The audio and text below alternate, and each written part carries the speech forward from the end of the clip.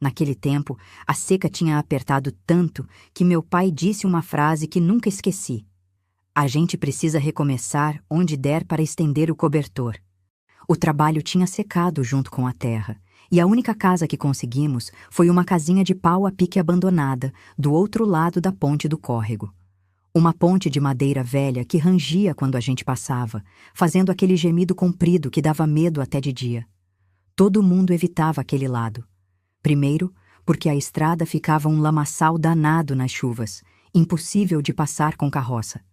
Segundo, e isso era o que mais se falava baixinho, porque diziam que a casinha tinha encosto, que era mal assombrada, que quem morava ali antes tinha ido embora no meio da noite, deixando tudo para trás. Eu tinha acabado de fazer aniversário. Ainda era menina, mas já sabia carregar peso e não reclamar. Fui na frente com meus irmãos menores, os 3, cada um segurando uma trouxinha. Minha mãe vinha atrás com o caixote de roupas equilibrado na cabeça, e meu pai empurrando um carrinho de mão com nossa mesa de cozinha, aquela manquitola de 3 pernas boas e uma remendada. A casinha era tão pequena que dava para ver tudo de uma vez só. Paredes de barro rachado, com o pau a pique aparecendo em alguns lugares como costelas expostas. Telhas faltando no telhado, deixando o céu entrar em pedaços. O chão de terra batida estava cheio de folhas secas, e tinha até um ninho de passarinho abandonado num canto da viga. Mas foi o quintal que me chamou a atenção. Era quase um matagal. Mato alto, formigueiros enormes, e lá no fundo, perto de uma pedra grande e escura, tinha um pé de romã. Só ele, solitário, com alguns frutos vermelhos pendurados como se estivesse esperando alguém. Do outro lado, uns 3 pés de mamão encostados na cerca de arame farpado, que mais parecia uma linha de anzol esticada. Naquela primeira noite, a chuva chegou antes do sono.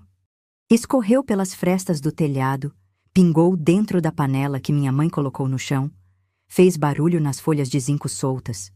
Forramos o chão com sacos de estopa que cheiravam a café velho e dormimos todos juntinhos, como ninhada de passarinho. Eu me lembro do calor dos meus irmãos dos 2 lados, do cheiro de terra molhada entrando pela janela sem vidro e do coração da minha mãe batendo forte quando ela me abraçou e sussurrou: "Vai passar, minha filha, vai passar." Meu pai não dormiu.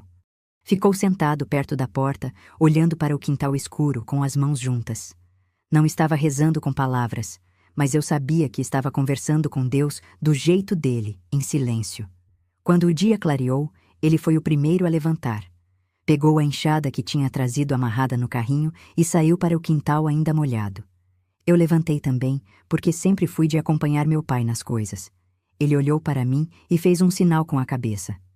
"Vem, Lídia, tem trabalho." Foi assim que começou. Ele disse uma frase que repetiu a vida toda. Se a casa é humilde, o quintal tem que ser caprichado. Era o jeito dele enfrentar a vida, com a enxada na mão e uma conversa mansa com Deus. Começamos a limpar perto da romanceira. O chão estava duro, cheio de raízes finas e pedrinhas. Meu pai cavava devagar, com cuidado, tirando o mato pela raiz para não voltar. Eu ajuntava tudo num monte para queimar depois. No terceiro golpe mais fundo, a enxada bateu em algo diferente. Não era raiz, não era pedra. Fez um som oco, metálico, que ecoou estranho no silêncio da manhã. Meu pai parou. Olhou para mim por cima do ombro. Os olhos dele ficaram estreitos, do jeito que ficavam quando ele estava pensando sério. "Tem coisa aqui", ele falou, a voz baixa. Meu coração disparou. Abaixei junto com ele. Com as mãos, afastamos a terra úmida e escura, e aos poucos foram aparecendo as bordas enferrujadas de uma caixa de metal. Não era grande, do tamanho de uma caixa de sapato, mas estava pesada. Muito pesada. Meu pai tirou devagar, como se estivesse tirando um recém-nascido do berço. Limpou a tampa com a mão, sacudindo a terra grudada, e viu que tinha um cadeado velho, todo corroído pela ferrugem e pelo tempo. O metal estava verde em alguns lugares, quase se desfazendo. Ele não forçou ali mesmo. Levou a caixa para dentro de casa. Minha mãe, que estava acendendo o fogão a lenha, virou com os olhos arregalados. "O que é isso, Zeca?" Não sei ainda, mas estava enterrada no fundo do quintal. Meus irmãos se juntaram em volta. Meu pai pegou um prego grosso e o alicate velho que tinha na caixa de ferramentas. Forçou o cadeado com cuidado, devagar, até que o ferrolho cedeu com um estalo seco. O silêncio dentro daquela casinha ficou tão grande que dava para ouvir a lenha estalando no fogão e o vento mexendo na cortina rasgada da janela. Meu pai abriu a tampa. Dentro tinha um embrulho de tecido grosso, daqueles que antigamente usavam para fazer saco de mantimento. O tecido estava úmido, manchado pelo tempo, escurecido nas bordas.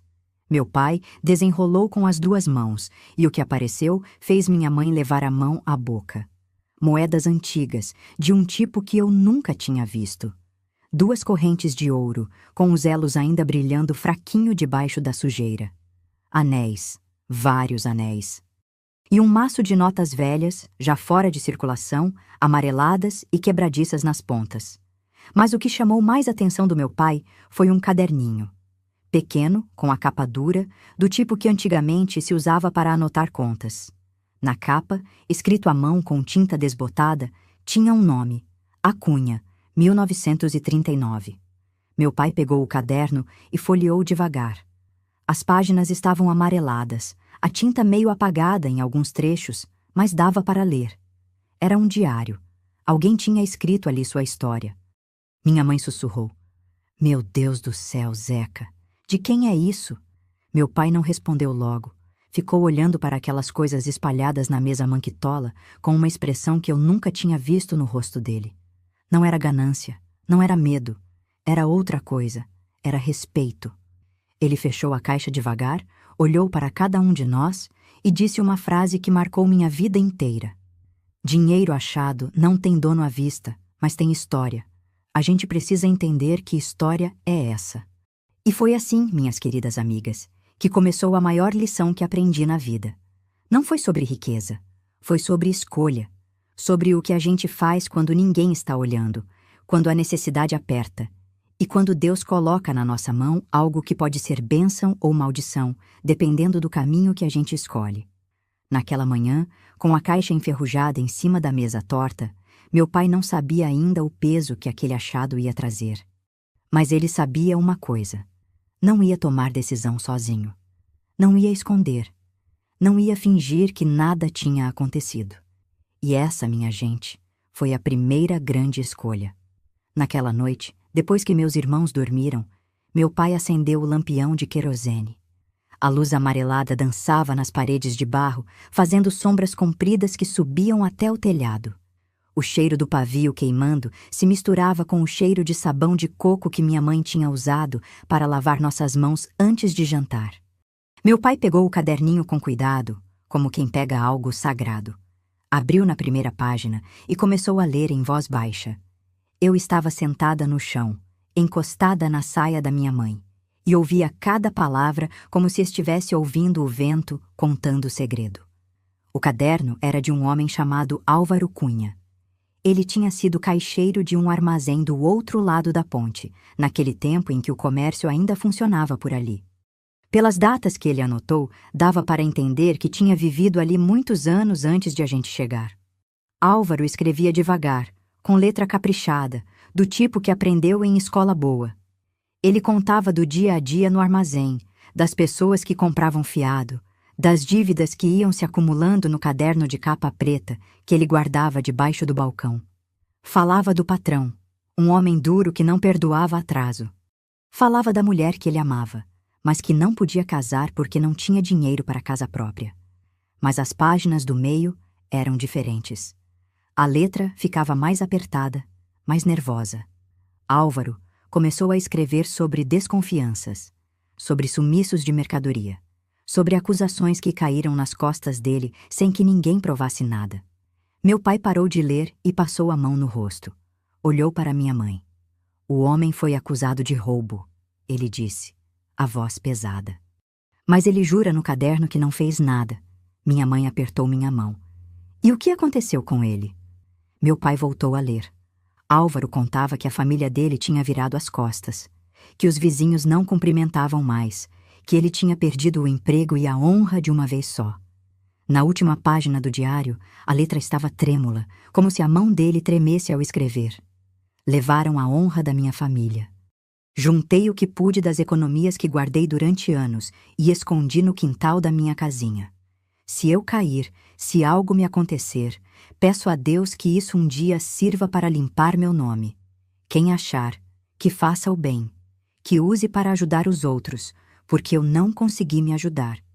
A última frase estava borrada, como se uma gota de água tivesse caído no papel. Ou talvez fosse lágrima. O silêncio que ficou depois que meu pai terminou de ler foi do tipo que pesa no peito. Até o lampião parecia queimar mais baixo, como se estivesse com respeito. Eu olhei para a caixa em cima da mesa. Aquilo não era só dinheiro velho e joias esquecidas. Era o pedido de um homem que tinha perdido tudo. Era o último suspiro de alguém que queria que sua dor virasse alguma coisa boa. Minha mãe quebrou o silêncio primeiro. Ela tinha um jeito prático de enxergar as coisas, minha mãe. Não era que não tivesse coração. Era que tinha coração e fome ao mesmo tempo, e sabia que a vida não espera a gente decidir se vai ser bonito ou não. Zeca, ela disse, olhando para meu pai com aquele olhar que eu aprendi a reconhecer com os anos. A gente está dormindo em chão de terra batida. As crianças estão com fome. Eu estou com fome. A menina menor está tossindo de noite, e a gente não tem dinheiro nem para remédio de farmácia, quanto mais para médico. Meu pai não respondeu. Ficou olhando para o caderno aberto. Minha mãe continuou, e a voz dela era firme, mas não era dura. Isso aqui pode comprar telha. Pode comprar comida. Pode pagar a escola da vila que vai fechar se não arrumarem. E o poço?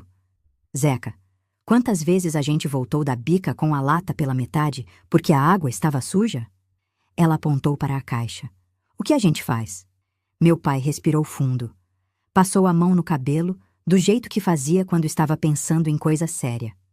Depois olhou para mim, para meus irmãos dormindo no canto, e de novo para minha mãe. Isso não nos pertence, ele disse devagar. Mas pode nos atravessar. Não entendi na hora o que ele quis dizer, mas hoje eu sei. Ele estava dizendo que aquele dinheiro não era nosso por direito, mas que a gente podia ser o caminho que ele ia percorrer para chegar onde precisava chegar. No dia seguinte, logo cedinho, meu pai colocou o caderno e algumas das moedas mais antigas dentro de um saco de pano. Disse para minha mãe que ia até a capelinha conversar com o padre Olavo, um homem sério e simples que atendia 3 comunidades diferentes, andando léguas a pé ou no lombo de um burro manso. Vou mostrar isso para ele, meu pai disse. Se tem alguém que pode nos guiar, é o padre. Ele conhece todo mundo por aqui. Se essa família do Álvaro ainda existe, ele vai saber. Minha mãe concordou. E se não existir? Aí a gente descobre juntos o que fazer. Meu pai saiu com o saco pendurado no ombro e o chapéu de palha na cabeça. Eu fiquei olhando ele atravessar a ponte, o corpo pequeno contra o sol da manhã, e senti uma coisa estranha no peito. Era medo misturado com orgulho. Medo do que podia acontecer. Orgulho de ter um pai que não escondia. Agora me conta, você acha que meu pai fez a escolha certa? Ou faria diferente? Quero ouvir o que está no coração de cada uma de vocês aqui nos comentários. Enquanto ele estava fora, minha mãe e eu começamos a arrumar a casa. Varremos o chão, lavamos os sacos de estopa na bica, estendemos no varal de arame. O cheiro de sabão e sol ficou no ar a manhã inteira. Meus irmãos brincaram no quintal, catando pedrinhas e fazendo casinha debaixo do pé de mamão. Mas eu não conseguia parar de pensar na caixa, no Álvaro, no homem que tinha enterrado sua vida inteira no chão e pedido que quem achasse fizesse o bem. E eu pensava também na minha mãe, que tinha razão. A gente precisava de tanta coisa. Precisava de telhado, precisava de comida, precisava de remédio, precisava de esperança. Será que era errado aceitar aquilo? Ou será que era errado deixar aquilo enterrado, sem servir para nada, quando tanta gente precisava? Meu pai voltou no fim da tarde, com o rosto cansado, mas tranquilo. Sentou na soleira da porta, tirou o chapéu e olhou para nós. O padre leu tudo, ele disse. Conheceu o Álvaro, sim. Disse que ele foi embora daqui faz tempo, antes mesmo de eu nascer. Nunca mais voltou. Não tem família que ele saiba. Minha mãe esperou. E ele disse uma coisa que vou repetir aqui. A intenção do Álvaro está clara. Ele queria que isso virasse bem. Meu pai abriu o saco e tirou o caderno de volta. O padre propôs um acordo, e eu achei justo. Foi assim que começou a segunda parte da história. A parte em que a gente decidiu não ficar com tudo, mas também não deixar tudo perdido. A parte em que a honra de um homem morto virou telhado, comida, remédio e água limpa para uma comunidade inteira. O acordo que o padre Olavo propôs foi simples, mas tinha peso de juramento. Meu pai contou tudo naquela noite, com a família reunida em volta da mesinha torta, enquanto a vela de sebo derretia devagar, pingando na lata velha que servia de castiçal. O padre disse assim, meu pai começou, olhando para cada um de nós. Esse dinheiro veio de um homem bom que foi julgado errado. Se a gente usar isso só para nós, a gente não limpa o nome dele. A gente só enterra de novo. Minha mãe escutava com as mãos entrelaçadas no colo. Eu via o cansaço no rosto dela, mas também via algo diferente. Uma atenção profunda. O padre quer que a gente fique com uma parte pequena, o suficiente para arrumar o telhado, comprar remédio para a pequena que está tossindo e um saco de milho para passar o mês. O resto vai ficar sob cuidado dele e de duas mulheres da comunidade que todo mundo respeita. A dona Amélia, que é professora, e a dona Cecília, a parteira. Meu pai fez uma pausa, como quem estava medindo as palavras. Eles vão anotar tudo no caderno da sacristia. Quanto entrou, para onde vai, quem recebeu, tudo no claro, tudo assinado.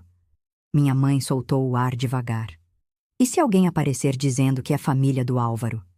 O padre disse que vai esperar 6 meses. Se ninguém aparecer com documento que prove, a gente segue com o plano.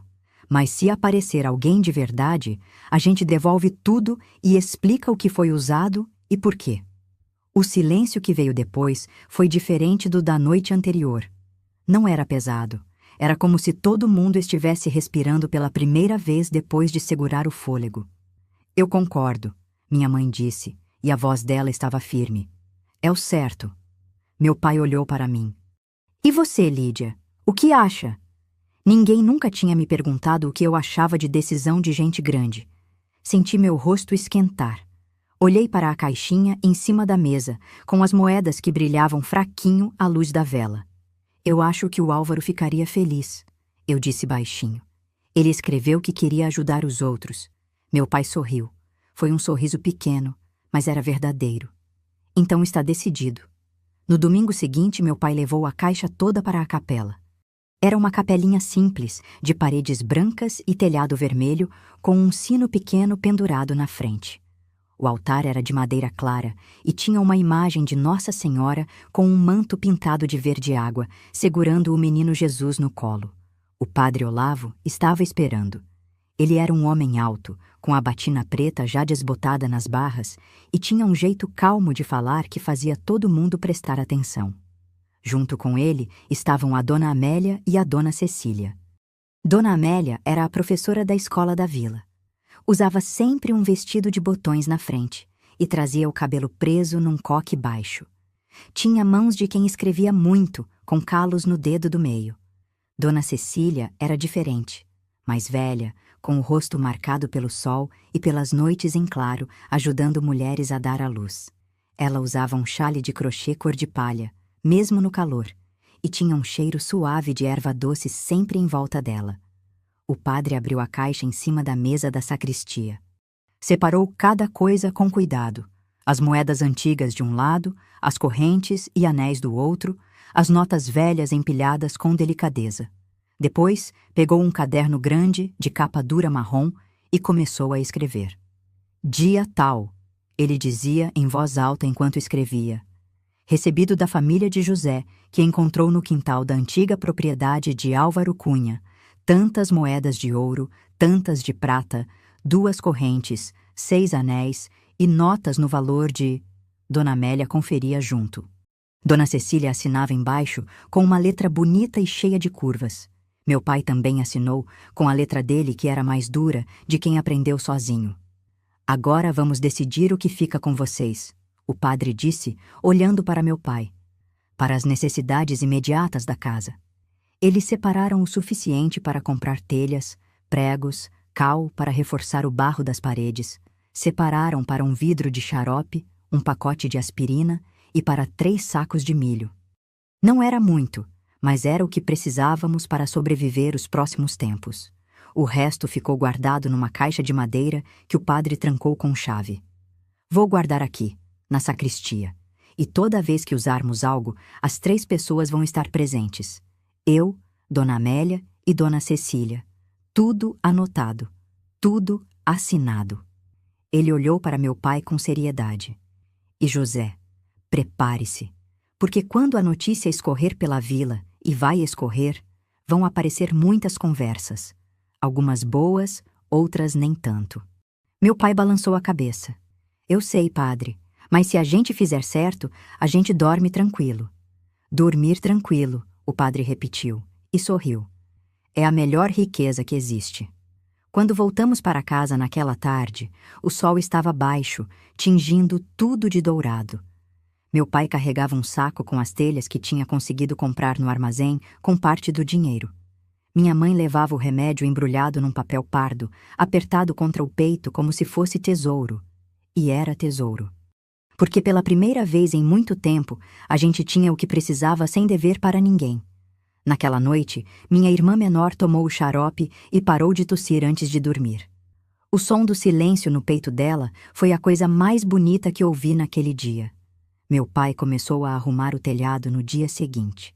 Subiu com cuidado na escada de bambu que o vizinho emprestou, tirou as telhas quebradas e foi colocando as novas, uma por uma, encaixando com paciência. Eu ficava embaixo, passando as telhas para ele, e via o suor escorrendo no rosto dele. Mas também via algo diferente. Ele estava leve, estava em paz. Sabe, Lídia, ele disse lá de cima, sem parar de trabalhar. A gente podia ter pegado tudo e não ter dito nada para ninguém. Muita gente faria isso. Fiquei quieta, esperando ele continuar. Mas aí a gente ia carregar um peso que não é da telha. É da consciência. E esse, minha filha, é o mais pesado de todos. Ah, entendi naquele momento o que meu pai estava me ensinando. Não era sobre dinheiro, era sobre escolha. Era sobre o que a gente faz quando ninguém está olhando, quando dá para esconder, quando dá para fingir. E meu pai tinha escolhido o caminho mais difícil. Mas era o caminho que deixava a gente respirar fundo. O padre Olavo tinha razão. Notícia é como água, sempre acha um buraquinho para passar. Em menos de uma semana, a vila inteira sabia que meu pai tinha achado uma caixa enterrada no quintal da casinha depois da ponte. Mas sabe como é, minhas queridas? Cada boca que conta acrescenta um pedaço. Quando a história chegou no armazém, já tinha gente dizendo que era um baú de ouro. Quando chegou na venda do seu Genésio, falavam em joias de família real. E quando chegou no botequim, onde os homens bebiam cachaça e jogavam dominó, já diziam que era coisa de contrabando. As primeiras reações foram até bonitas. Dona Amélia passou na nossa casa numa tarde, trazendo um caderno novo para mim e um lápis comprido, ainda sem ponta gasta. Para você estudar, menina. Sua mãe me contou que você gosta de escrever. Dona Cecília apareceu também, com um vidrinho de óleo de eucalipto. Para passar no peito das crianças quando o tempo esfriar, ela disse, e ensinou minha mãe a fazer massagem com a mão morna. Mas teve gente que veio com outro espírito. Começaram as visitas estranhas. Gente que nunca tinha dado bom dia antes aparecia na cerca, puxando conversa. Perguntavam se estava tudo bem, se precisávamos de ajuda, se tinha sobrado alguma coisa da herança. Meu pai atendia todo mundo com educação, mas não abria o jogo. Está tudo resolvido com o padre, ele dizia. Quem quiser saber mais, pode ir na capela. Foi quando começaram os cochichos. Eu ouvia quando ia buscar água na bica. 2 mulheres lavando roupa pararam de falar quando me viram chegar, mas eu tinha escutado. Dinheiro de morto traz desgosto. Casinha depois da ponte sempre foi lugar ruim. Essa família vai ver, ainda vão ver. Voltei para casa com a lata pesada e o coração mais pesado ainda. Contei para minha mãe, e ela suspirou fundo. Inveja dói mais em quem sente do que em quem recebe, minha filha. Não esquenta. Mas tinha um homem que não estava só cochichando. Ele estava observando. e planejando. O nome dele era Arthur. Arthur do Areal chamavam, porque a família dele morava perto de um areião que ficava no caminho para a cidade. Era um homem alto, de ombros largos, com a voz grossa e o jeito de quem estava acostumado a ser obedecido.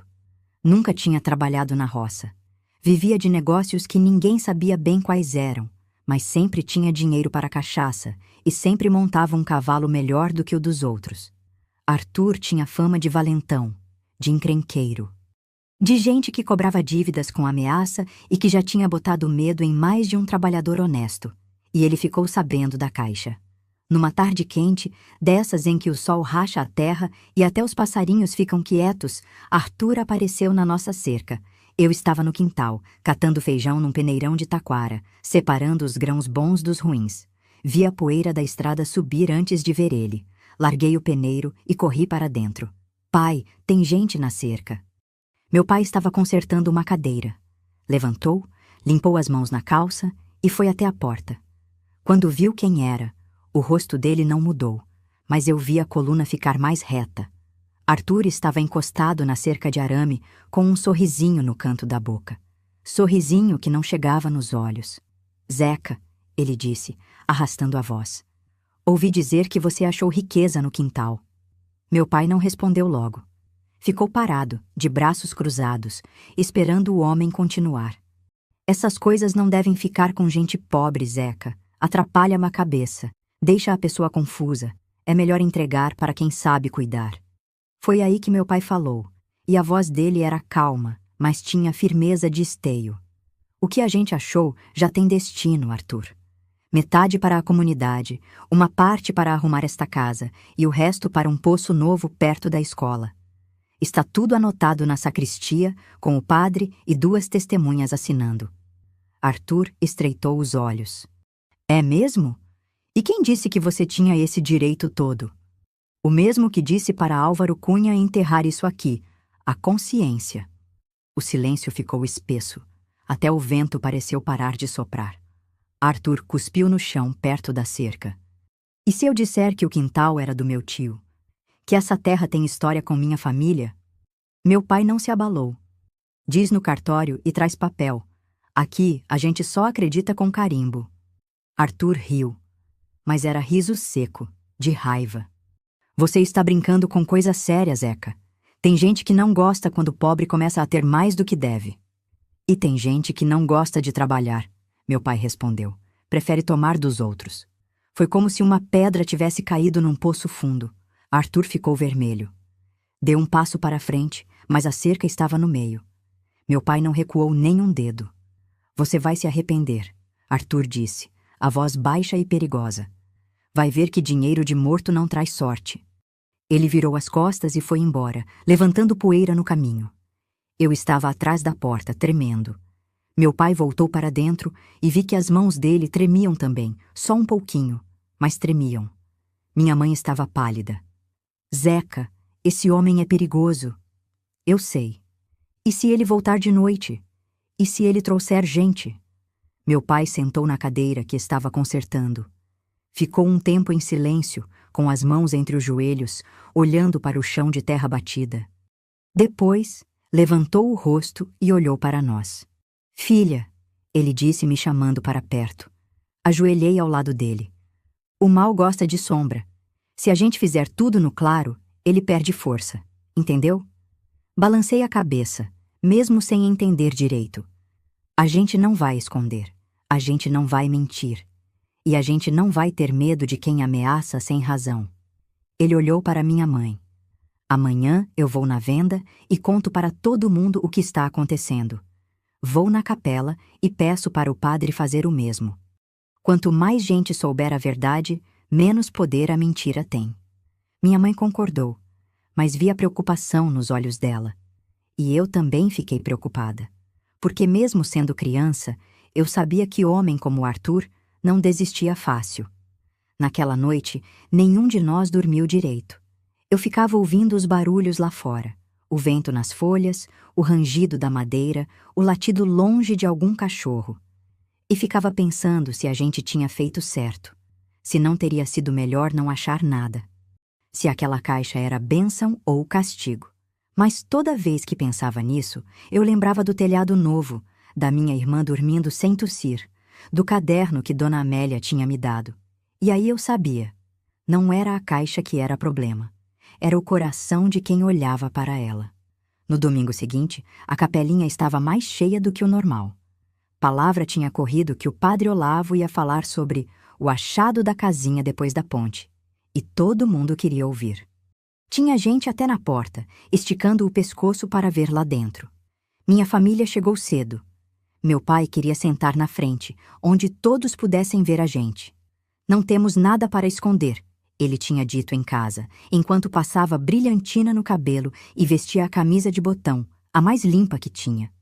Eu usava meu vestido cor-de-rosa, aquele que minha mãe tinha costurado com retalhos, e levava nas mãos o caderno que Dona Amélia tinha me dado.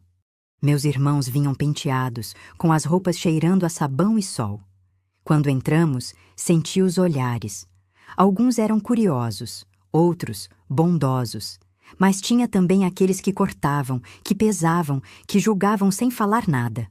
Arthur estava lá, sentado no banco do fundo, de braços cruzados, com o chapéu no colo e aquele jeito de quem estava medindo tudo. Quando meu pai passou por ele, os dois se olharam. Meu pai acenou com a cabeça, cumprimento simples. Arthur não respondeu. O padre Olavo subiu ao púlpito quando o sino terminou de tocar. Ele não era homem de gritar, nem de bater na mesa para chamar atenção. Falava baixo, mas todo mundo escutava. Tinha aquela autoridade que não vem da voz alta, mas da vida vivida com retidão.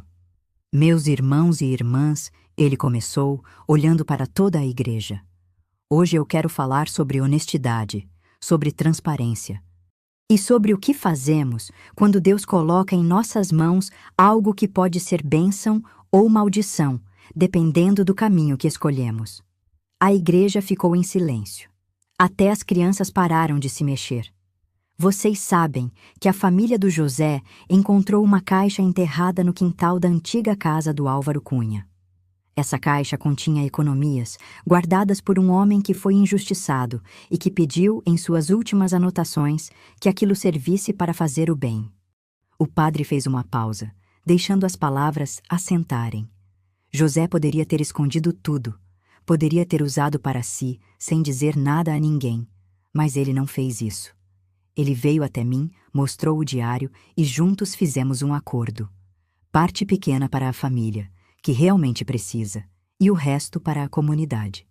Ele apontou para o caderno grande que estava aberto no altar. Tudo está registrado aqui. Quanto entrou, quanto saiu, para onde foi. Dona Amélia e Dona Cecília são testemunhas. Qualquer um que quiser pode vir aqui e ver. Ouvi alguns murmúrios. O padre ergueu a mão, pedindo silêncio. Mas eu sei que há pessoas que não acreditam nisso, que acham que pobre não pode ter nada sem que seja suspeito, que inventam histórias, espalham mentiras e até ameaçam. Ele não olhou diretamente para Arthur, mas todo mundo na igreja sabia de quem ele estava falando. A vocês eu digo, o mal gosta da escuridão, gosta do segredo, gosta da fofoca e da suspeita. Mas quando trazemos tudo para a luz, quando fazemos tudo no claro, o mal perde força.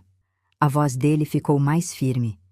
E quem tentar prejudicar essa família, quem tentar tomar o que não é seu, quem tentar espalhar discórdia, vai ter que responder não só para mim, não só para essa comunidade, mas para Deus. O silêncio depois dessas palavras era o tipo que dá para sentir no peito. Ninguém tossiu. Ninguém se mexeu. Depois da missa, aconteceu uma coisa que eu não esperava. As pessoas começaram a vir falar com a gente. Não para cobrar, não para duvidar, para apoiar. Seu Genésio, dono da venda, apertou a mão do meu pai. José, se precisar de alguma coisa, pode contar comigo. E se alguém vier com conversa torta, eu ponho para fora da minha venda. Dona Margarida, que era viúva e morava sozinha com os 3 filhos, abraçou minha mãe. Vocês fizeram o certo. Deus abençoa quem divide. Até o delegado, que raramente aparecia na vila, estava ali. Ele era primo de Dona Amélia e tinha vindo passar o fim de semana. Puxou meu pai para o lado, perto da porta da capela. José, ele disse baixo, mas eu estava perto e ouvi. Fiquei sabendo das ameaças. Vou passar aqui mais vezes, e se houver qualquer problema, qualquer mesmo, você manda recado comigo na cidade. Entendeu? Meu pai agradeceu e viu o alívio no rosto dele. Mas nem tudo foi tranquilo. Quando estávamos saindo, Arthur atravessou o nosso caminho. Parou bem na frente do meu pai, tão perto que dava para sentir o cheiro forte de fumo que vinha dele. Bonito sermão, ele disse, e a voz tinha veneno. Mas sermão não paga conta, e não protege casa vazia à noite. Meu pai não desviou o olhar. Minha casa não está vazia, está cheia de gente honesta, e isso, Arthur, vale mais do que qualquer cadeado. Arthur sorriu torto. A gente vai ver. Ele foi embora, montou no cavalo que estava amarrado na sombra e partiu levantando poeira. Mas dessa vez, eu não tremi tanto, porque agora a gente não estava sozinho. A comunidade inteira sabia da história, e muita gente boa estava do nosso lado. Nos dias seguintes, começou a acontecer algo bonito. As pessoas passaram a visitar nossa casa, não para pedir nem para cobrar, mas para ajudar. O carpinteiro da vila, seu Joaquim, apareceu com ferramentas. Ouvi dizer que você está arrumando o telhado, José. Vim dar uma mão. Não precisa me pagar, não. Você me paga depois quando puder, com o que tiver. Um saco de milho, uma galinha, o que for. Dona Amélia levou livros velhos da escola para eu ler. Você tem jeito para as letras, menina. Não pode desperdiçar.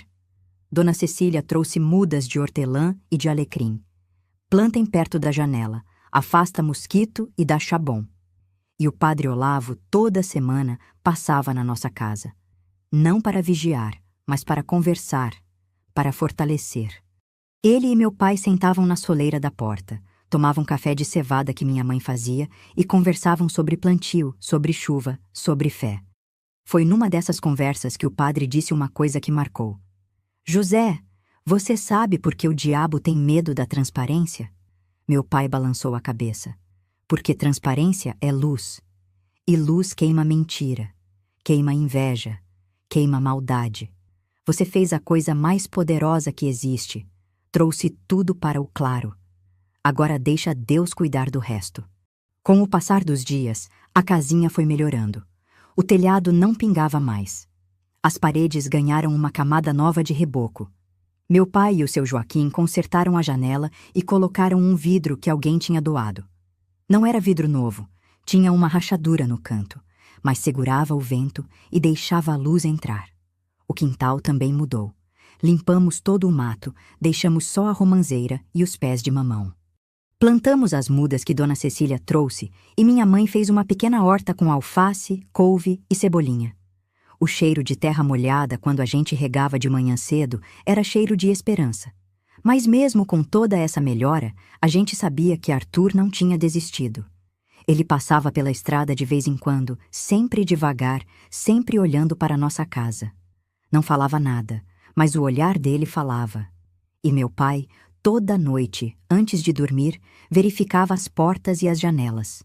Dormia leve, com um ouvido sempre acordado.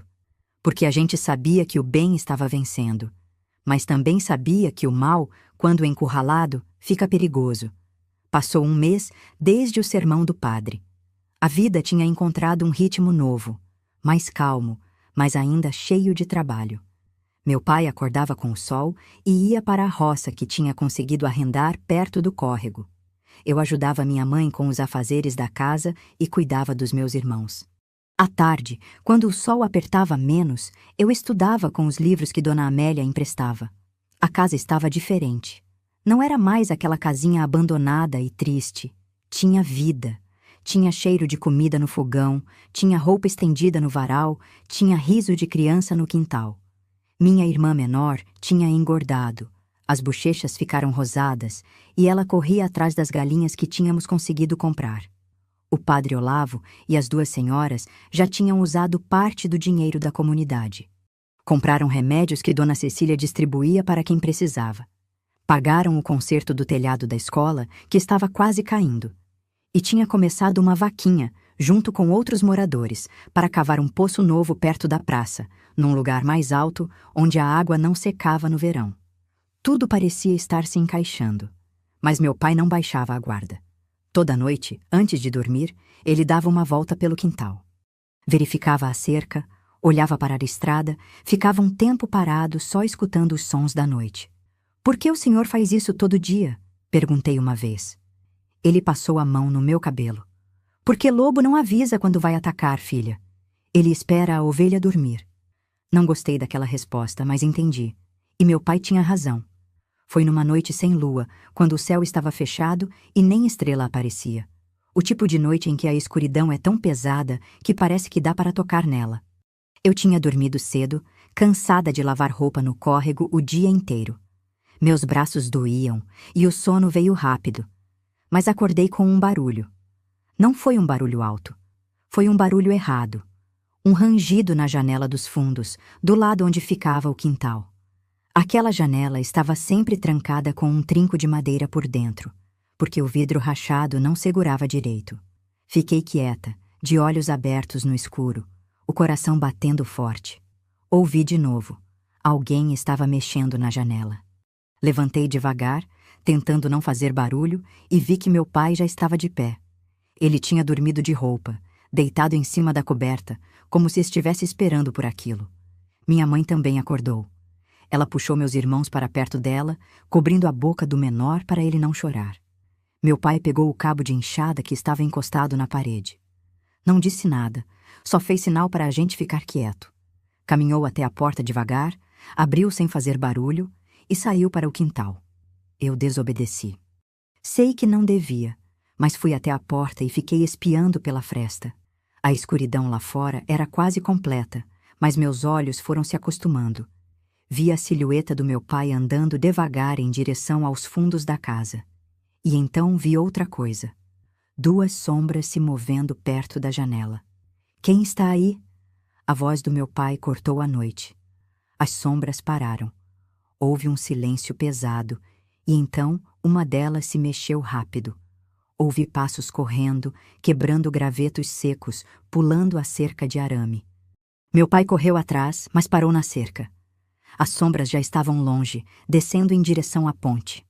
Ouvi o som de cavalos, ou talvez fosse só um, e depois o barulho de cascos na madeira da ponte, indo embora. O cachorro do vizinho começou a latir. Depois outro, e mais outro. A noite inteira acordou com aquele som. Meu pai voltou para dentro, ofegante. Acendeu o lampião com as mãos tremendo e só então viu o rosto dele direito. Estava pálido, suado, mas tinha algo nos olhos dele que não era medo. Era raiva, raiva controlada, mas raiva. "Eram 2, ele disse para minha mãe. Tentaram forçar a janela. Minha mãe levou a mão ao peito. "Meu Deus, Zeca! E se tivessem entrado?" "Não entraram, e não vão entrar." Ele foi até a janela dos fundos.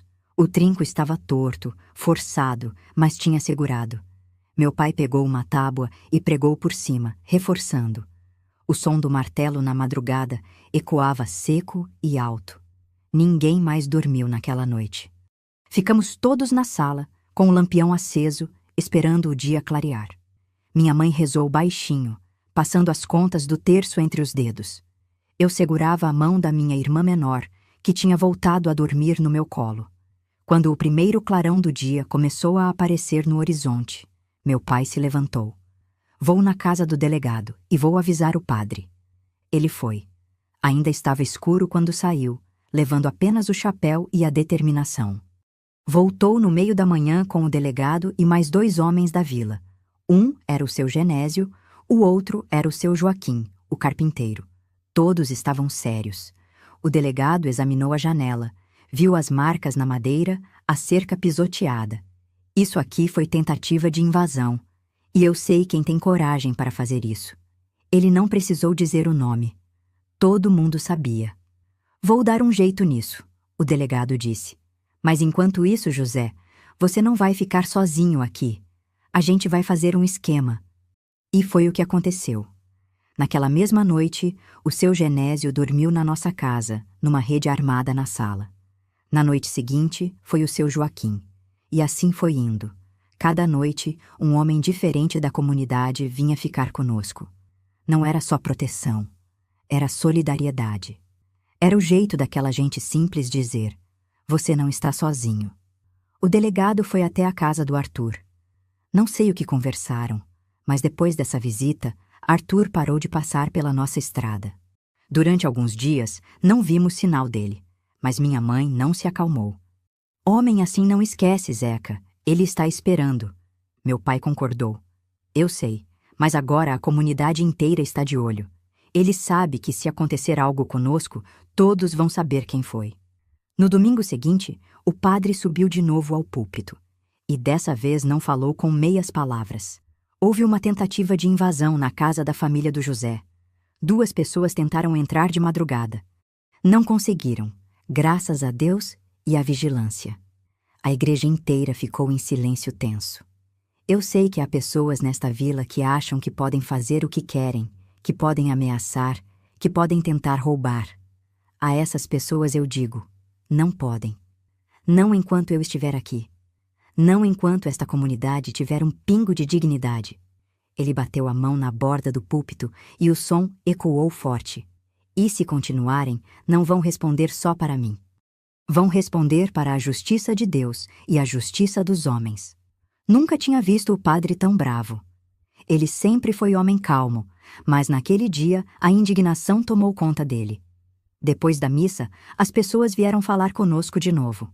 Dona Margarida trouxe um bolo de fubá ainda quente, para vocês comerem com café. E saibam que meus filhos mais velhos também podem dormir na casa de vocês se precisar. Seu Genésio ofereceu um cachorro. É filho da minha cadela, está grandinho já. Bom de guarda. Late para qualquer estranho. E foi assim que chegou o trovão na nossa vida. Um cachorro vira-lata, com o pelo marrom claro e as orelhas em pé. Desde o primeiro dia ele ficou perto da porta, atento, e latia para qualquer barulho diferente. Com o cachorro, com os homens revezando as noites, com a comunidade inteira nos apoiando, a casa ficou mais segura. Mas o medo ainda morava ali, pequeno, no canto do peito da minha mãe. Eu via quando ela olhava para a janela consertada, quando estremecia com qualquer som da noite. Vai passar, meu pai dizia. O mal se cansa quando não consegue vencer. Mas eu ficava me perguntando, será que o mal realmente se cansa? Ou será que ele só espera uma nova oportunidade? Com o passar das semanas, a vida foi se acalmando. Arthur não apareceu mais, nem mandou recado, nem passou pela estrada. O delegado tinha dado um jeito nele, diziam. Tinha deixado claro que qualquer problema seria resolvido na delegacia, com vara de marmelo se precisasse.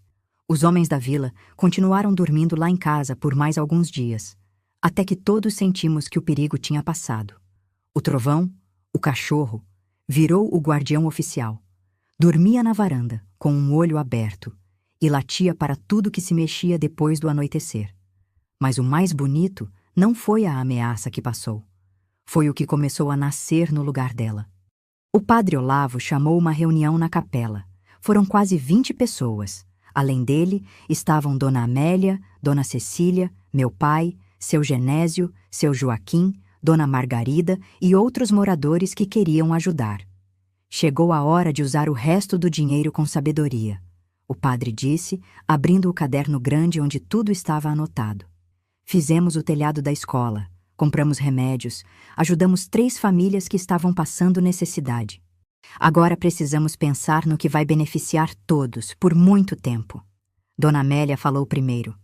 A escola precisa de livros novos. Os que temos estão caindo aos pedaços.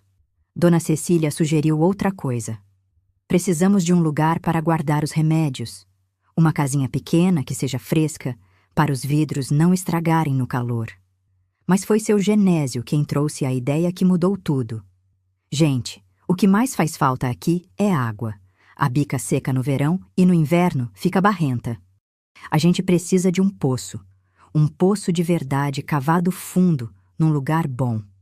O silêncio que veio depois foi de concordância. Todo mundo sabia que ele tinha razão. Meu pai, que até então tinha ficado quieto, falou: tem um lugar perto da escola, num terreno que não é de ninguém. É terra alta, onde não junta enchente. Se a gente cavar ali, a água vai servir às crianças, às famílias que moram perto e todo mundo que passar. A decisão foi tomada. O dinheiro que sobrou seria usado para contratar um poceiro e comprar os materiais: cimento, tijolos, corda, balde, roldana. Mas não ia ser só isso. A comunidade inteira resolveu ajudar. Quem não podia dar dinheiro dava trabalho. Quem não podia dar trabalho dava comida para quem trabalhava. Foi assim que a vila inteira se juntou. O poceiro veio da cidade. Era um homem baixo, de braços grossos e mãos calejadas, que tinha cavado poços a vida inteira. Olhou para o terreno, andou de um lado para o outro, ajoelhou e pegou um punhado de terra, cheirou, deixou escorrer entre os dedos. "Aqui tem água", ele disse, "mas é fundo, vai dar trabalho." "A gente tem braço", meu pai respondeu. Começaram a cavar. O poceiro descia primeiro com a picareta, soltando a terra dura. Depois, os homens da vila puxavam os baldes cheios para cima, numa corda grossa que rangia a cada puxada. Meu pai era um dos que puxavam. Seu Joaquim também. Até o padre Olavo arregaçou a batina e pegou na corda. Eu e outras crianças ficávamos levando água para os homens beberem. Minha mãe e as outras mulheres preparavam comida: angu, feijão tropeiro, broa de milho. Tudo era repartido na sombra de uma árvore grande perto dali. A cada dia, o buraco ficava mais fundo. 2 metros, 4 metros, 6 metros. O poceiro descia com uma lamparina amarrada na cintura, e lá de cima a gente via só a luzinha pequena balançando no fundo escuro. Foi no 9º dia que a picareta bateu diferente. Um som molhado de terra encharcada. O poceiro gritou lá de baixo e a voz dele ecoou como se viesse de dentro da terra. "Achou! Tem água!" Todo mundo comemorou. As mulheres bateram palmas, os homens se abraçaram, as crianças pularam. Eu corri até a beira do poço e olhei para baixo. A luzinha da lamparina se refletia numa poça escura que ia crescendo devagar. Puxaram o poceiro para cima. Ele saiu sujo, molhado, mas sorrindo. É água boa, limpa. Vai jorrar bastante. Ainda levou mais dias para terminar. Revestiram o poço com tijolos, fizeram a borda de cimento, colocaram a roldana e o balde novo. No último dia, o padre benzeu a água com ramo de alecrim molhado. Que esta água mate a sede de todos, que seja água de paz, de vida, de união. A primeira pessoa a tirar água foi Dona Cecília, a mais velha. Ela desceu o balde devagar, puxou com cuidado, e quando trouxe para cima, a água brilhava limpa como vidro. Ela encheu uma caneca de metal e bebeu. Fechou os olhos e, quando abriu, estavam úmidos. "Água de bênção", ela disse. Todo mundo quis provar. Passou a caneca de mão em mão. Quando chegou em mim, bebi devagar. A água estava fresca, tinha gosto de terra nova, de coisa pura. Era diferente da água da bica, que sempre tinha um gosto de folha velha. Meu pai bebeu por último. Ficou olhando para o poço, para as pessoas em volta, para o céu que estava clareando depois de uma chuva rápida. "Isso aqui", ele disse baixinho, mas todo mundo ouviu. "Nasceu de uma caixa enterrada. Nasceu da dor de um homem que foi injustiçado. Mas virou vida. Não foi só o poço que mudou. Foi a vila inteira. As pessoas começaram a se visitar mais, a se ajudar mais.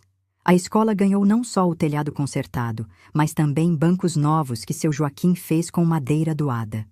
Dona Amélia conseguiu livros emprestados de uma escola da cidade e montou uma pequena biblioteca num canto da sala de aula. Dona Cecília organizou um grupo de mulheres para aprender primeiros socorros. Ela ensinava como fazer curativo, como dar remédio certo para a febre, como ajudar no parto quando não dava tempo de chamar ninguém. E a nossa casinha? Continuava simples, mas agora era um lar de verdade. As paredes estavam firmes, o telhado não pingava, a horta crescia bonita com alface, couve e tomate. Minha irmã menor brincava no quintal sem tossir, e meus irmãos iam para a escola todo dia com a barriga cheia. Eu tinha virado ajudante da Dona Amélia. Nas tardes em que não tinha aula, eu ia para a escola ajudar a organizar os livros, a limpar os quadros e às vezes ela me deixava ensinar as crianças menores a escrever o nome. Uma tarde, enquanto varriam a sala juntas, Dona Amélia me disse: "Você tem jeito para ensinar, Lídia. Não desperdiça isso." Guardei aquelas palavras como quem guarda a semente. Não sabia ainda o que ia fazer com elas, mas sabia que eram importantes. A vida tinha encontrado um equilíbrio novo. Não era perfeita, não era rica, mas era digna. E tinha algo que a gente não tinha antes: esperança. O poço virou ponto de encontro. Todo dia, de manhã cedo e no fim da tarde, tinha gente tirando água, conversando, trocando notícias. As crianças brincavam em volta enquanto as mães enchiam as latas. Os homens paravam ali antes de ir para a roça, tomavam um gole daquela água fresca e seguiam trabalho. Foi ali, perto do poço, que conheci melhor a família do Joaquim. Ele tinha um menino da minha idade, magrinho, de cabelo espetado, que se chamava Paulinho. A gente se tornou amigo rápido, daquele jeito que criança faz amizade, sem pensar muito, só brincando junto. Paulinho me mostrou onde tinha pé de jabuticaba no mato, me ensinou a fazer estilingue com galho de goiabeira, e eu ensinei ele a ler melhor, porque ele tinha dificuldade com as letras. A vida estava boa, tranquila. Até parecia que a história da caixa e das ameaças tinha ficado para trás, como marca de chuva que o sol seca. Mas teve um dia que tudo quase desmoronou. Foi numa tarde de calor pesado, daquelas em que o ar fica parado e até os passarinhos ficam quietos. Paulinho tinha ido ajudar o pai a cortar cana num terreno perto do córrego. Ele era pequeno ainda para cortar, mas ia junto para juntar as canas que caíam e amarrar em feixes. Eu estava em casa, ajudando minha mãe a lavar roupa, quando ouvi o grito. Foi um grito que cortou o silêncio da tarde inteira. Um grito de desespero que fez meu sangue gelar. Larguei a roupa e corri para na estrada. Outros também estavam correndo. Vi seu Joaquim vindo com o filho nos braços, e o menino estava todo ensanguentado. "Socorro! Alguém chama a dona Cecília! Meu filho cortou a perna!" O facão tinha escorregado da mão do seu Joaquim e pegado na perna do Paulinho. O corte era fundo, e o sangue escorria sem parar, tingindo a calça rasgada e pingando no chão de terra. Minha mãe foi a primeira a reagir. "Traz ele aqui! Deita na sombra! Alguém corre na casa da dona Cecília!" Eu saí correndo. Nunca tinha corrido tão rápido na vida. Meus pés batiam na terra seca, levantando poeira, e meu peito doía de tanto correr. Cheguei na casa da dona Cecília quase sem fôlego. "Dona Cecília, é o Paulinho, se cortou com facão." Ela não perguntou nada. Pegou a bolsa de pano que sempre levava nos partos e nas emergências e saiu comigo. Ela era mais velha, mas andava rápido, com passos firmes. Quando chegamos, tinha um círculo de gente em volta do menino. Seu Joaquim estava ajoelhado ao lado, segurando a mão do filho, com o rosto branco de susto. Minha mãe tinha amarrado um pano na perna do Paulinho, tentando estancar o sangue, mas o pano já estava encharcado de vermelho. Dona Cecília afastou todo mundo com um gesto. "Saiam da frente. Deixem o menino respirar." Ela ajoelhou, abriu a bolsa, tirou um vidro de álcool, gaze limpa, linha e agulha. As mãos dela não tremiam. Eram mãos de quem já tinha visto muita coisa e sabia o que fazer. "Joaquim, segura ele firme. Vai doer." Ela limpou o ferimento com álcool. O Paulinho gritou, tentou puxar a perna, mas o pai segurou. Dona Cecília examinou o corte com cuidado, afastando a pele com os dedos. Cortou fundo, mas não pegou nervo, graças a Deus. "Mas precisa costurar, senão não para de sangrar." Ela enfiou a linha na agulha. Eu olhei e senti tontura, mas não desviei os olhos. Precisava ver, precisava aprender. Porque se um dia acontecesse de novo e Dona Cecília não estivesse por perto, alguém precisava saber. A costura foi lenta. Paulinho chorava baixinho, mordendo um pedaço de pano que Dona Cecília tinha colocado na boca dele. Cada ponto que ela dava era firme e preciso. Quando terminou, amarrou a linha, passou mais álcool e enfaixou a perna com gaze limpa. "Pronto," ela disse, limpando as mãos num pano. "Agora ele precisa de remédio, tem que tomar algo para não infeccionar." Foi aí que o padre Olavo apareceu, trazendo a caixinha de remédios que ficava guardada na sacristia. Aquela caixinha tinha sido comprada com o dinheiro do Álvaro. Dentro tinha vidros de remédio, pomada, gaze, algodão. Dona Cecília pegou um vidrinho pequeno, leu o rótulo e deu para seu Joaquim. 3 gotas, 3 vezes ao dia, até acabar. E troca o curativo todo dia. Se começar a feder ou a esquentar, me chama na hora. Seu Joaquim segurava o vidro com as 2 mãos, como quem segura algo sagrado. Os olhos dele estavam vermelhos, cheios de lágrimas seguradas.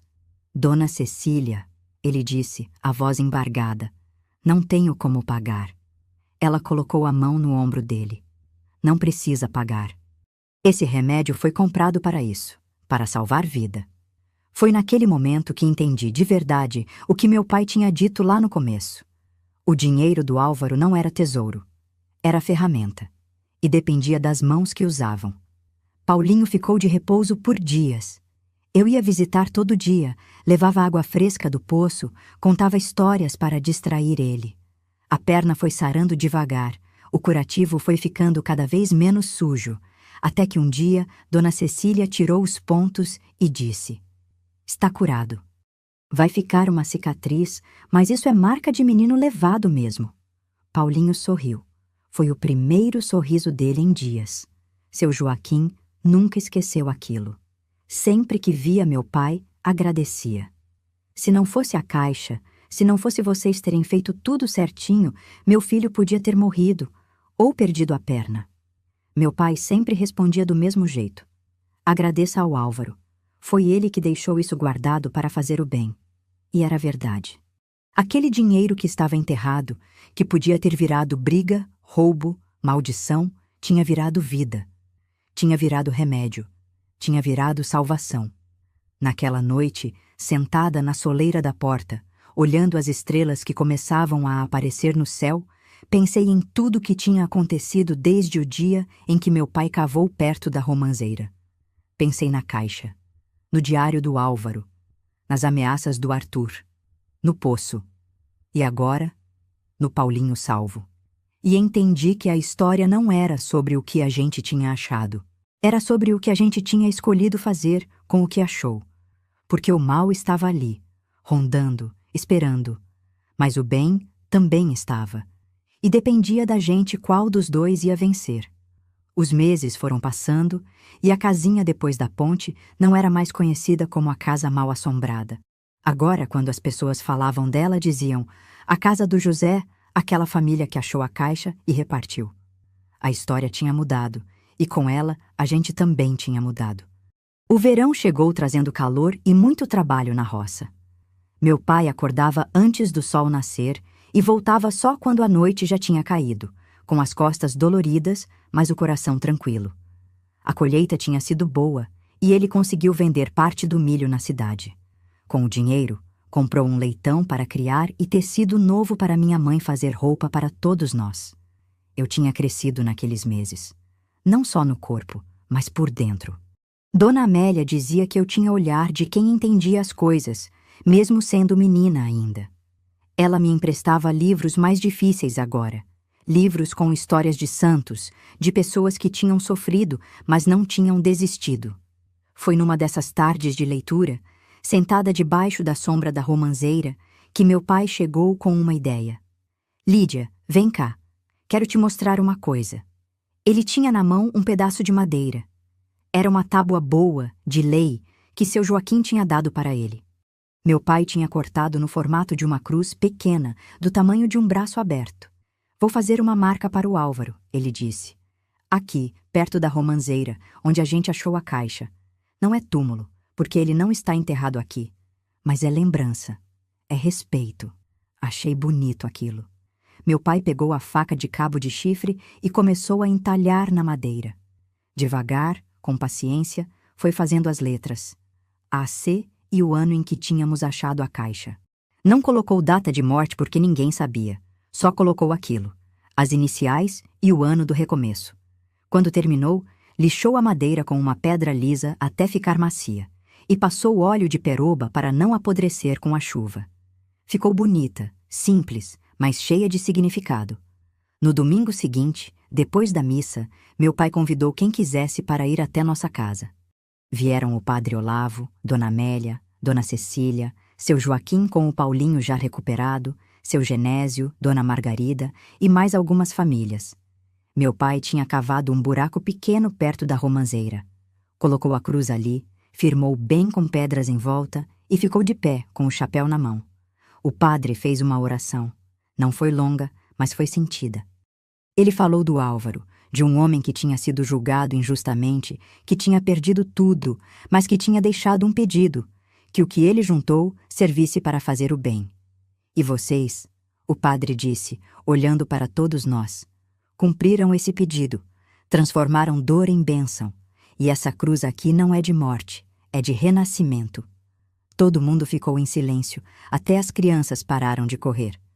Meu pai se aproximou da cruz, ajoelhou na terra e disse baixinho, mas todos ouviram: Álvaro, seu nome está limpo.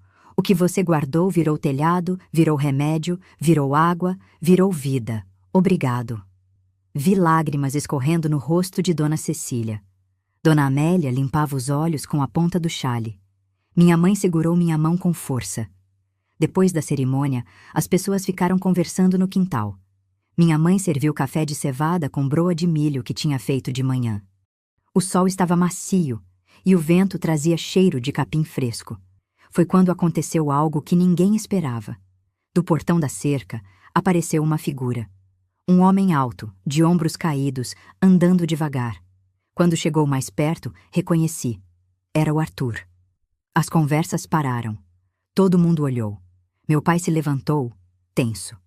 O padre Olavo deu um passo à frente, como se fosse se colocar entre os dois. Mas Arthur levantou a mão, num gesto de paz. Ele estava diferente.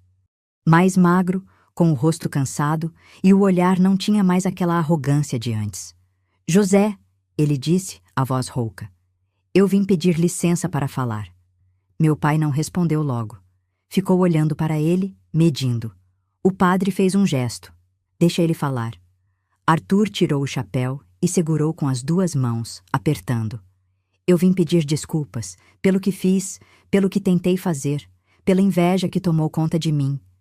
Ele olhou para o chão, como se as palavras fossem pesadas demais para carregar olhando nos olhos de alguém. Meu filho ficou doente, febre alta que não passava. Eu não tinha dinheiro para médico, não tinha remédio. Fui na casa da Dona Cecília e ela me deu remédio. Não cobrou nada. Disse que era do fundo da comunidade. Arthur engoliu seco. Quando perguntei de onde vinha aquele remédio, ela me disse. Veio da caixa que o José achou. Da caixa que você tentou roubar. O silêncio era tão profundo que dava para ouvir as folhas da romanceira se mexendo com o vento. Meu filho está bem agora, Arthur continuou. E a voz dele falhou.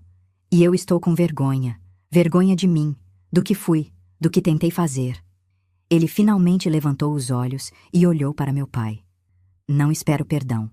Só vim dizer que estava errado. E agradecer por não ter me negado o remédio quando eu precisei. Meu pai ficou parado, sem dizer nada. Vi a luta acontecendo dentro dele. Vi a raiva, a mágoa, o medo daquelas noites em que a gente tinha dormido com um olho aberto. Mas vi também outra coisa. Vi compaixão. Meu pai deu um passo à frente. Estendeu a mão. Arthur, o remédio não era meu para negar, era de todos, e você faz parte desse todos. Arthur olhou para a mão estendida como se não acreditasse. Depois, devagar, apertou. Os dois ficaram assim, de mãos dadas, em silêncio. O padre Olavo colocou a mão no ombro dos dois. É assim que a gente vence o mal.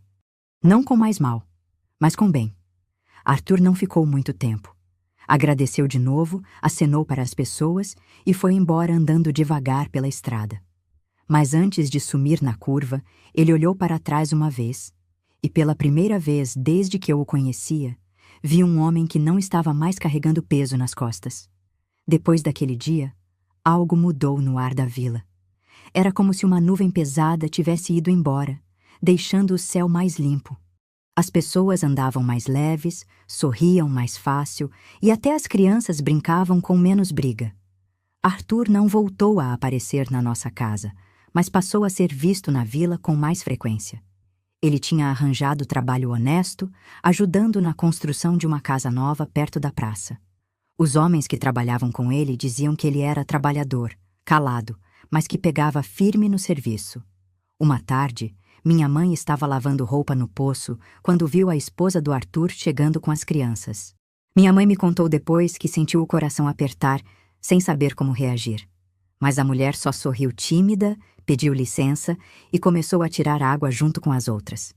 Foi assim, devagar, que até aquela família foi sendo aceita de volta. Porque a comunidade tinha aprendido que o mal não é do tamanho das pessoas, é do tamanho das escolhas. E quando alguém escolhe mudar, merece chance. Naquele tempo, eu já estava ajudando Dona Amélia quase todos os dias na escola. Ela tinha me ensinado não só a ler e escrever melhor, mas a ensinar também. Eu tomava conta das crianças menores, ensinava o alfabeto, contava histórias e sentia uma alegria diferente fazendo aquilo. Era como se estivesse plantando alguma coisa que ia crescer depois, longe dos meus olhos. Você nasceu para isso, Dona Amélia me disse um dia, enquanto organizávamos os livros. Nasceu para passar conhecimento adiante. Não esquece isso, Lídia. Guardei aquelas palavras como tesouro. Porque eu sabia, mesmo sendo menina ainda, que tinha achado o meu caminho. Meu pai continuava trabalhando duro na roça, mas agora tinha ajuda. Seu Joaquim ia com ele algumas vezes, e os dois trabalhavam juntos, repartindo a colheita no fim. Meu pai dizia que trabalho compartilhado é trabalho que rende dobrado, e eu via que era verdade. A casinha tinha virado ponto de referência. Quando alguém perguntava como chegar em algum lugar, a resposta sempre passava por ali. É depois da ponte, perto da casa do José, aquela com a romanceira no quintal. E a romanceira? Ah, aquela árvore parecia ter entendido tudo o que tinha acontecido. Dava frutos como nunca tinha dado antes. Romãs grandes, vermelhas por dentro, cheias de sementes doces. Minha mãe fazia suco para os vizinhos, e as crianças adoravam chupar as sementes e cuspir longe, vendo quem cuspia mais distante. Foi perto daquela romanceira, numa tarde quente de fim de ano, que meu pai sentou comigo e disse algo que nunca esqueci. Lídia, você viu tudo o que aconteceu aqui. Viu o bem e viu o mal. Viu gente boa e gente ruim. Viu gente ruim virar boa. O que você aprendeu com tudo isso? Pensei um tempo antes de responder. Não queria dar uma resposta pronta, daquelas que criança dá para agradar adulto. Queria falar a verdade que estava no meu coração. Aprendi que a gente sempre tem escolha, pai. Mesmo quando parece que não tem. Ele sorriu. E o que mais? Aprendi que riqueza não é o que a gente guarda, é o que a gente reparte. Ele passou a mão no meu cabelo, do jeito que sempre fazia quando estava orgulhoso. Você aprendeu certo, minha filha. E não esquece nunca disso. Naquele fim de ano, a comunidade decidiu fazer uma festa perto do poço. Não era festa grande, não tinha luxo nem enfeite comprado. Mas tinha fartura do que importava, comida feita com carinho, música de viola, risada de criança, abraço de amigo. Cada família levou o que podia. Minha mãe fez broa de milho e um doce de abóbora com coco que ficou uma delícia. Dona Margarida levou frango assado com farofa. Seu Genésio doou 2 sacos de arroz que cozinharam num caldeirão enorme. E teve bolo, teve cocada, teve paçoca. O padre Olavo abençoou a mesa antes de começar a festa. Ele agradeceu pela água que não faltava mais, pelos remédios que tinham salvado vidas, pela escola que estava de pé e pela união que tinha nascido de uma caixa enterrada. Deus age de modos misteriosos, ele disse. Às vezes, usa o que está escondido para trazer à luz o que é verdadeiro nas pessoas. À noite, acenderam fogueira. As chamas subiam alaranjadas para o céu escuro, crepitando, soltando faíscas que pareciam estrelas pequenas. Os homens tocavam viola, as mulheres cantavam e as crianças dançavam em volta do fogo. Eu estava sentada perto da minha mãe, com a cabeça encostada no ombro dela, quando vi o Arthur chegando. Ele vinha devagar, trazendo a família. A esposa carregava uma travessa coberta com pano branco. As pessoas olharam, mas ninguém disse nada ruim. Seu Genésio até acenou, chamando ele para perto do fogo. A esposa do Arthur descobriu a travessa. Era um pudim de leite, brilhando à luz da fogueira. Fiz com o leite da nossa vaca, quis trazer para agradecer. Dona Cecília foi a primeira a sorrir. Vem, senta aqui com a gente. Tem lugar para todos. E tinha lugar. Porque a mesa que a comunidade tinha construído não era só de madeira, era de perdão, de segunda chance, de amor que escolhe amar mesmo quando dói. Naquela noite, sentada perto do fogo, olhando as pessoas que eu amava, pensei em tudo que tinha acontecido desde o dia em que meu pai bateu a enxada naquele lugar e ouviu o som oco da caixa. Pensei no medo que sentimos, nas noites sem dormir, nas ameaças, no Paulinho sangrando, no Arthur ameaçando. Mas pensei também no poço jorando água limpa, na cruz singela perto da romanceira, no aperto de mão do perdão, nas vidas que foram salvas, e entendi que aquela caixa não era maldição nem bênção. Era espelho, mostrava o que tinha dentro de cada um, e a gente tinha escolhido deixar a luz ganhar. Meu pai estava do outro lado da fogueira, conversando com o padre. Vi ele olhar para nossa casinha, agora iluminada pela luz fraca que saía da janela. A casinha que ninguém queria, que diziam ser mal assombrada, que estava além da ponte que rangia. Aquela casinha agora era lar, era símbolo. Era a prova de que quando a gente escolhe fazer o bem, mesmo sendo pobre, mesmo sendo difícil, mesmo com medo, a vida responde. O poço continuava ali, no centro da praça, dando água para todos. Água que lavava roupa, matava a sede, regava a horta. Mas também lavava mágoa, lavava inveja, lavava rancor. E foi assim, minhas queridas amigas, que aprendi a lição mais importante da minha vida. Não é o tamanho do que temos que importa.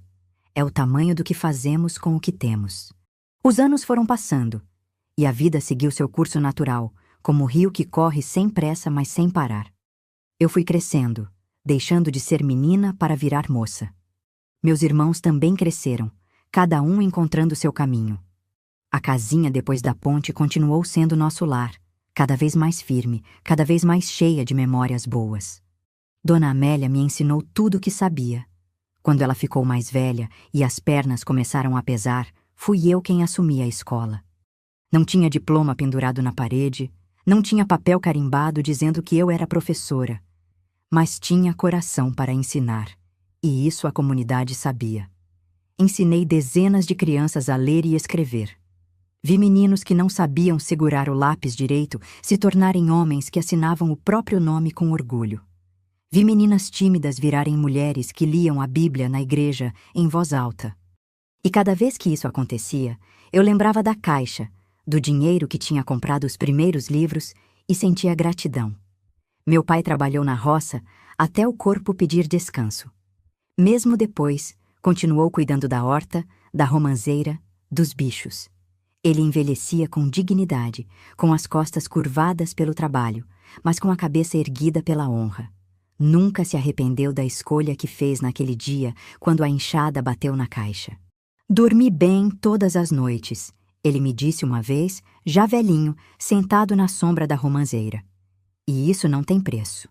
Minha mãe se tornou benzedeira.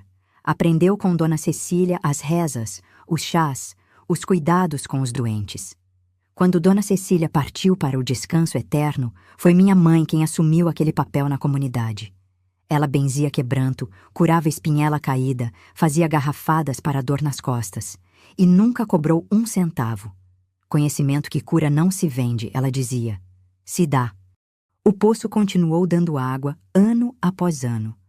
Virou parte da paisagem, parte da história da vila. Muita gente nova que nasceu depois nem sabia direito de onde tinha vindo aquele poço. Mas os mais velhos sabiam, e contavam para os netos, nas tardes de domingo, a história da caixa enterrada e da família que escolheu fazer o certo. Arthur nunca mais causou problema. Trabalhou honestamente até o fim dos seus dias, criou os filhos com decência e, quando partiu, foi enterrado no cemitério da vila como qualquer outro. Na missa de 7º dia, meu pai estava lá. porque perdão de verdade não esquece, mas também não guarda rancor. A cruzinha perto da romanceira permaneceu. Com o tempo, a madeira foi escurecendo, ganhando aquela cor de coisa antiga, mas as letras ainda estavam legíveis. AC. Sempre que eu limpava o quintal, passava a mão naquela cruz e sussurrava: Obrigada, Álvaro. Você salvou mais gente do que imagina. Porque era verdade. O dinheiro tinha acabado, claro. Foi usado até a última moeda, até o último anel. Mas o que ele gerou continuou. O poço continuava dando água. A escola continuava ensinando. As pessoas continuavam se ajudando, porque tinham visto que era possível, que funcionava, que valia a pena. Casei tarde, com um homem bom, trabalhador, que respeitava minha vocação de ensinar. Tivemos filhos, e para cada um deles contei a história da caixa. Quis que soubessem de onde vínhamos, que lição carregávamos, que herança era aquela. A maior riqueza que vocês vão receber, eu dizia para eles, não é de dinheiro, é de caráter. É saber escolher o certo mesmo quando o errado parece mais fácil. Quando meu pai adoeceu, já muito velho, pedi para levarem a cama dele para perto da janela que dava para o quintal. Ele queria ver a romanceira, queria ver a cruz, queria ver o lugar onde tudo tinha começado. Numa tarde, segurando a mão dele, fininha e enrugada, ele me olhou com aqueles olhos ainda brilhantes, ainda vivos. Lídia, ele disse a voz fraca, você acha que fiz certo? Apertei a mão dele com força. Pai, o senhor fez mais do que certo. O senhor ensinou uma vila inteira a ser melhor. Ele sorriu. Foi um sorriso cansado, mas feliz. Então valeu. Meu pai partiu dormindo, com o cheiro da romanceira entrando pela janela aberta e o som dos passarinhos cantando lá fora. Morreu em paz, como tinha vivido depois daquela escolha. Em paz. No velório, a casa encheu de gente. Vieram pessoas de outras vilas, gente que eu nem conhecia, mas que tinha ouvido falar dele. Cada um trazia uma história. Uma coisa que ele tinha feito, uma palavra que tinha dito, uma ajuda que tinha dado. E eu entendi, naquele dia, que meu pai não tinha sido um homem importante no sentido que o mundo entende. Não tinha dinheiro, não tinha poder, não tinha nome em placa, mas tinha deixado marca. Marca do tipo que não apaga. Marca em gente, marca em vida. O padre, já outro, mais novo, que não tinha conhecido a história toda, me pediu para falar no enterro. Fiquei de pé, na frente de todos, e contei. Contei da caixa, do diário do Álvaro, da decisão difícil, das ameaças, do poço, da cruz, do perdão. Meu pai podia ter escondido tudo, eu disse, e a voz saiu firme, mesmo com o coração apertado. Podia ter usado para ele, para nós. Ninguém ia saber, mas ele escolheu outro caminho. E esse caminho não enriqueceu nosso bolso, enriqueceu nossa alma e a alma de uma vila inteira. Depois do enterro, caminhei até o poço. Estava anoitecendo e a praça estava vazia. Sentei na borda de cimento, olhei para a água lá embaixo, escura e profunda, e chorei. Chorei pela saudade, pela perda, mas também pela gratidão. Porque meu pai tinha me ensinado a lição mais importante, que a gente pode não escolher o que encontra na vida, mas escolhe sempre o que faz com o que encontra. Tirei água do poço. Bebi devagar, sentindo o gosto fresco, limpo, e agradeci. Agradeci por tudo, pelo sofrimento que nos ensinou, pela tentação que vencemos, pela comunidade que nos acolheu, pelo perdão que nos libertou, e agradeci pelo meu pai, que tinha sido sábio quando era tão fácil ser egoísta, que tinha sido forte quando era tão fácil ter medo, que tinha sido luz quando tanta gente escolhia a sombra. Voltei para casa quando a noite já tinha caído de vez. A casinha estava iluminada. Meus filhos me esperavam. A vida continuava, como sempre continua. Mas agora eu sabia, com toda certeza, que não estávamos apenas vivendo. Estávamos honrando. Honrando uma escolha. Honrando um legado. Honrando a memória de 2 homens, Álvaro, que guardou com esperança, e meu pai, que repartiu com sabedoria. E essa história, minhas queridas amigas, É o que carrego comigo até hoje. É o que conto para meus netos, para quem quiser ouvir. Porque enquanto houver gente contando, a lição não morre. A lição de que o bem vence. Nem sempre rápido, nem sempre fácil, mas vence. Estou aqui agora, sentada na varanda da mesma casinha depois da ponte, com tantos anos nas costas e tantas histórias no coração. Meus cabelos estão brancos, minhas mãos tremem um pouco quando seguro a xícara de chá de erva cidreira, mas minha memória está viva. Viva como a romanceira que continua dando frutos todos os anos. A casinha não é mais minha. Passei para um dos meus filhos, que mora aqui com a família dele. Mas eles me deixam vir sempre que quero, e eu venho. Porque é aqui que tudo começou. É aqui que aprendi quem eu sou.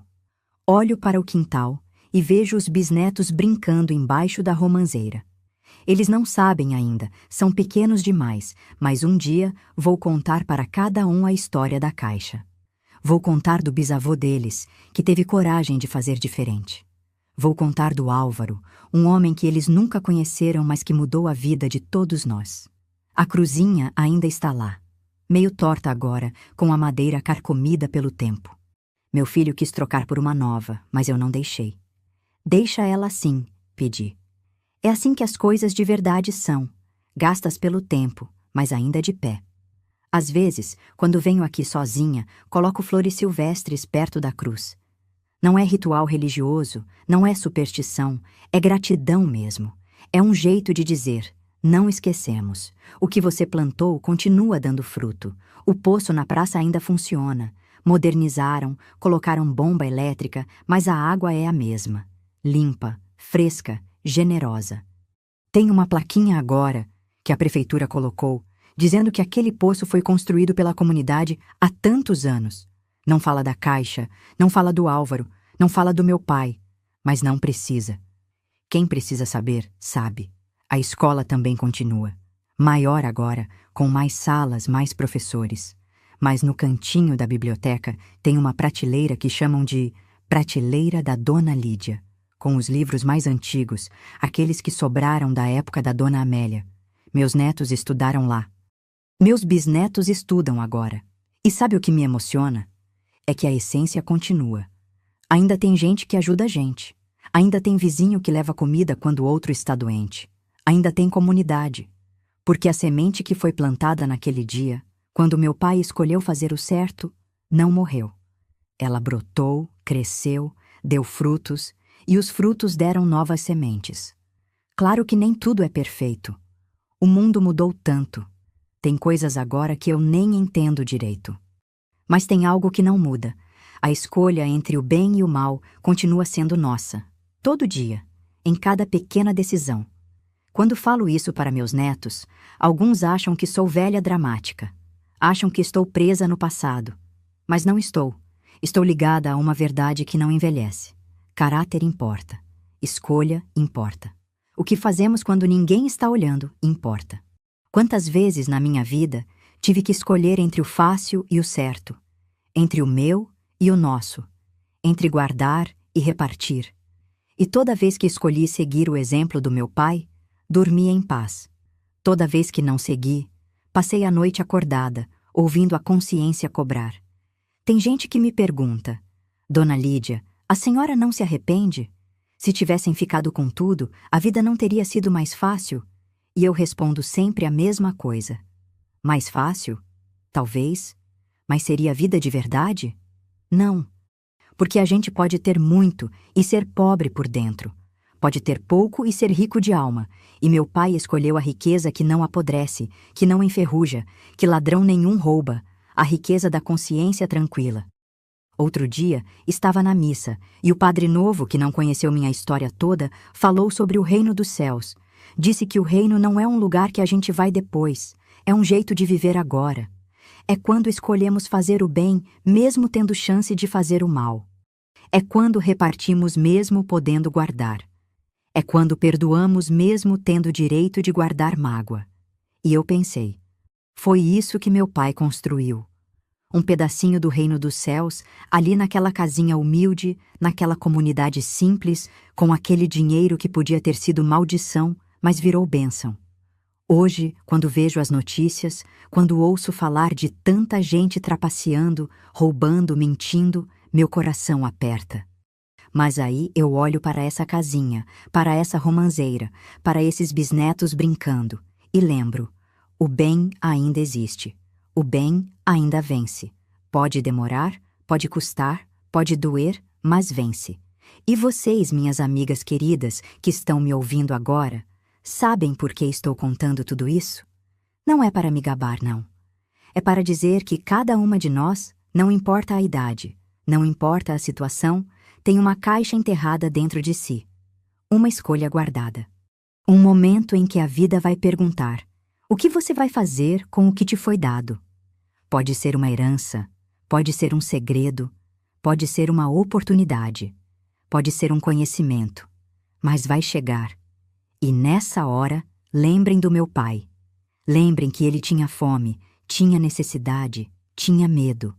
Mas escolheu o claro, escolheu a divisão, escolheu a transparência. E o que ele ganhou? Não ganhou fortuna, mas ganhou coisa melhor.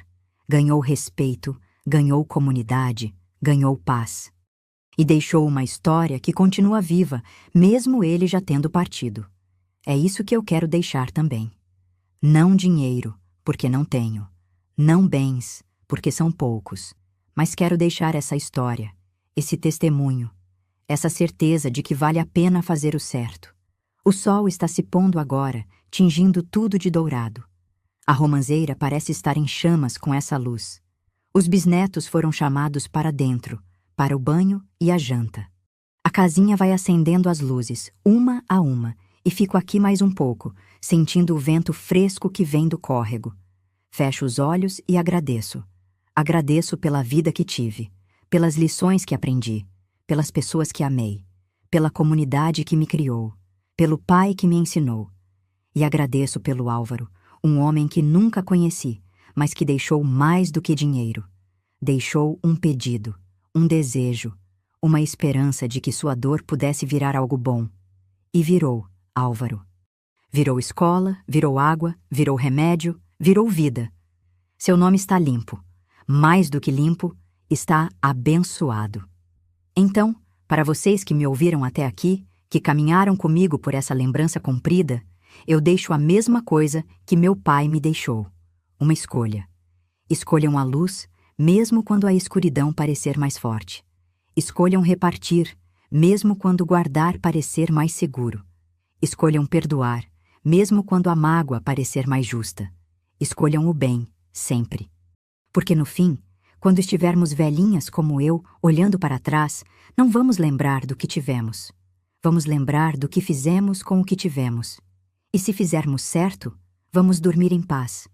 Todas as noites. Como meu pai dormiu. Como eu durmo. E essa, minhas queridas, é a maior riqueza que existe. Que Deus abençoe cada uma de vocês. Que abençoe suas escolhas. Que abençoe seus caminhos. E quando a vida colocar uma caixa enterrada na frente de vocês, lembrem dessa história. Lembrem da casinha depois da ponte. Lembrem da romanceira. Lembrem do poço. Lembrem do perdão. E escolham bem. Sempre escolham bem. Um abraço apertado de quem viveu, aprendeu e está aqui para contar. Com carinho, Lídia.